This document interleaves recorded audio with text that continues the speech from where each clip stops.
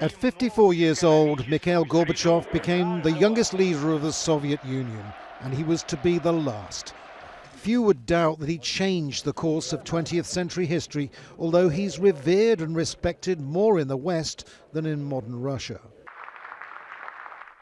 One of his biggest achievements was signing a disarmament treaty with US President Ronald Reagan that took out a whole class of nuclear weapons. It earned him a Nobel Peace Prize.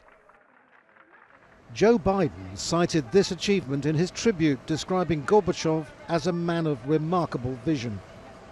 He said the result was a safer world and greater freedom for millions of people.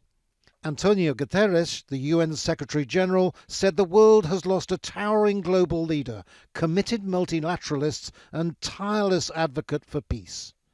The EU Commission President Ursula von der Leyen said Gorbachev played a crucial role to end the Cold War and bring down the Iron Curtain. It opened the way for a free Europe. Gorbachev had a huge impact on the course of world history. He deeply understood reforms were necessary and strove to offer solutions.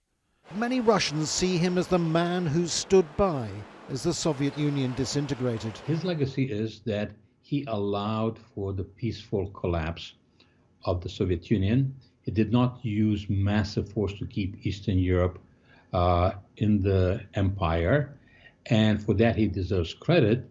But it is not that this was someone who came in trying to undermine the system. He tried to reform it. Gorbachev used perestroika, or restructuring, to reform a stagnant economy that had seen people short of food and consumer goods. And he used glasnost, openness and freedom of speech that led to parts of the Eastern Bloc rising up against communism.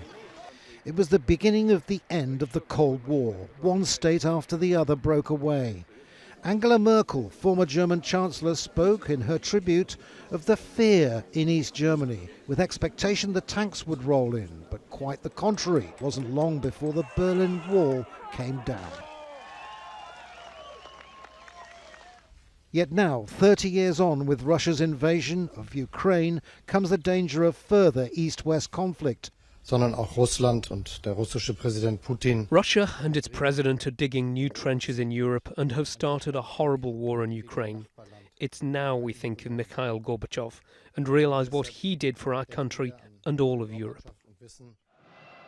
Gorbachev, hailed as a man of peace, has died at a time when his country is heavily engaged in war. Andrew Simmons, Al Jazeera.